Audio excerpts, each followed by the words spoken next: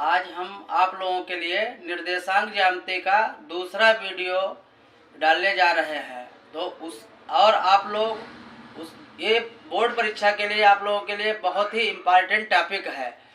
तो देखिएगा, एक त्रिभुज का क्षेत्रफल ज्ञात करना जब त्रिभुज के तीन शीर्ष दिए हों, तीन शीर्ष x1 y1 x2 y2 x3 y3, ये तीन शीर्ष जब दिए हों तो त्रिभुज का क्षेत्रफल निकालने का फार्मूला होता है 1/2 x1 y2 plus x2 y3 plus x3 y1 minus फिर ब्रैकेट में y1 x2 plus y2 x3 plus y3 x1। अब इसको याद करने का बहुत अच्छा तरीका हम सिंपल बता रहे हैं। इसको आप लोग x y तीन बार x y लिख लेंगे, फिर माइनस लगाएंगे, फिर y x, बस आर्डर चेंज करके तीन बार y x लिख देंगे। फिर हमको एक गिनती याद रखनी है 12, 23 और 31। बस यहाँ पे 1 2 2 3 3 1, फिर यहाँ पे वही 1 2 2 3 3 1 ये लगा देंगे तो हमारा इस तरीके से फार्मूला बन जाएगा।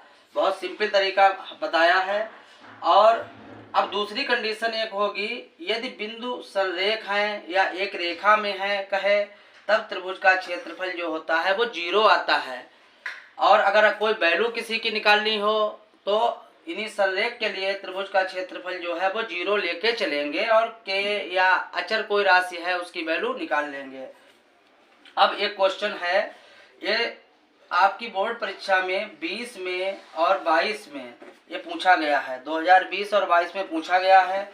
ये है उस त्रिभुज का क्षेत्रफल ज्ञात कीजिए जिसके शीर्ष के निर्देशांक 0 0 2 0 और 0 3 हैं। तो ये बहुत सिंपल है, आसान सा। तो देखो, सबसे पहले हम ये पॉइंट लिख लेंगे जो दिए हुए हैं 2 0 और 0 3। अब इसके बाद हमेशा x1 y1 हो जाएगा, बाद में उसके नीचे अगला पॉइंट x2 y2 लिख लेंगे, फिर अगला पॉइंट x3 y3 लिख देंगे। अब हमें उस त्रिभुज का क्षेत्रफल ज्ञात करना है। तो त्रिभुज का क्षेत्रफल बराबर हो जाएगा 1/2। अब देखो, फार्मूला लिखने का हमने तरीका बताया था x y और x y, ये तीन बार हमने कहा था।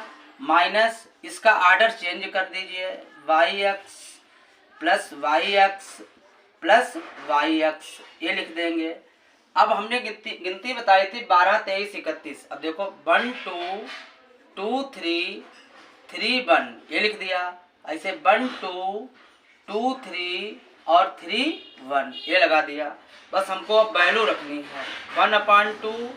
अब देखिए x1 की वैल्यू क्या है, 0 है, इंटू बीच में इंटू का होता है y2 0 है, प्लस x2 की वैल्यू 2 है, y3 की वैल्यू 3 है, प्लस x3 की वैल्यू 0 है, y1 की वैल्यू 0 है। ये ब्रैकेट क्लोज कर देंगे, माइनस है, फिर y1 की वैल्यू देखिए 0, x2 की वैल्यू होगी 2, प्लस y2 की वैल्यू क्या होगी 0 होगी, x3 की वैल्यू 0, प्लस y3 की वैल्यू 3, x1 की वैल्यू 0।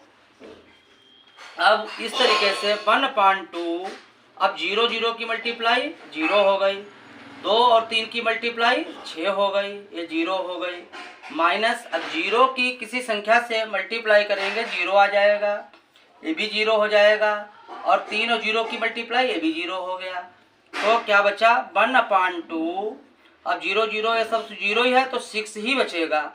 तो 1/2 और मल्टीप्लाई 6, 2 1 जा 2, 2 3 जा 6, तो क्या आ जाएगा 3 वर्ग इकाई या वर्ग इकाई, 3 वर्ग इकाई या 3 वर्ग मात्रक, क्योंकि क्षेत्रफल का मात्रक जो होता है वर्ग मात्रक या वर्ग इकाई लिखेंगे। तो ये आंसर आ जाएगा।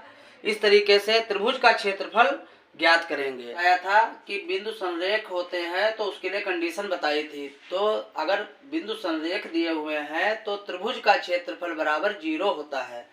तो इसी तरीके से ये भी आपकी बोर्ड की परीक्षा में 2020 और 22 में पूछा गया, बहुत वेरी इंपॉर्टेंट क्वेश्चन है।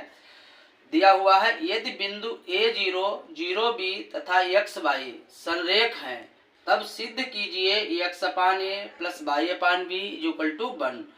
तो इसके लिए हमने बताया था त्रिभुज का क्षेत्रफल बराबर 0 माना जाता है। तो सबसे पहले हम दिए हुए बिंदुओं को लिख लेंगे, जो दिए हुए हैं वो बिंदु लिख लें, 0B और XY। अब इसके बाद इसके नीचे x1 y1 x2 y2 हो जाएगा, बिंदु x3 y3 हो जाएगा। अब हमने सूत्र लिखने का तरीका बताया था, त्रिभुज का क्षेत्रफल बराबर 1/2 हमने बताया था xy और xy और xy, ये 3 टाइम्स लिख लें, माइनस इसका ऑर्डर चेंज करके yx yx और yx ये लिख लेंगे। फिर हमने बताया था, एक गिनती बताई थी 1 2 2 3 3 1, ये लगा देते हैं ऐसे, 1 2 2 3 और 3 1 ये कर देते हैं। अब हमको निकालना है 1/2 1/2। अब x1 की वैल्यू डालेंगे, a हो जाएगी, y2 की वैल्यू b हो गई, प्लस x2 की वैल्यू 0 हो गई, y3 की वैल्यू y हो गई, x3 की वैल्यू x हो गई, इंटू y1 की वैल्यू 0 हो गई, ब्रैकेट क्लोज हो गई, माइनस है।